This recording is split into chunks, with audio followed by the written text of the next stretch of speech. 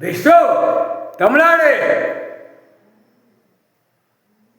தெற்குபாளையம் ராஜபாளையம், தெற்குபாளையம் ராஜபாளையம் 2ஆம் நம்பர், 1ஆம் நம்பர் மதுரை, 3ஆம் நம்பர் சென்னை மெட்ராஸ் சட்டப்பேரவையில் உள்ள உட்கார்றா அப்படின்னு பதவி கொடுத்துட்டார். அரக்கன் அரைக்கி,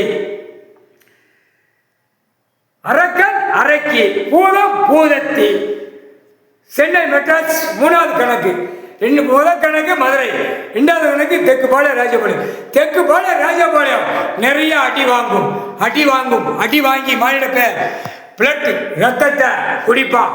அரக்கன் அரைக்கி, பூதம் ஒரு அரை, மதுரை நிறையாக போகும். முக்கால் சத்தியம் பூதம் பூதத்தை அடி ஆணுக்கு பெண்ணுக்கு.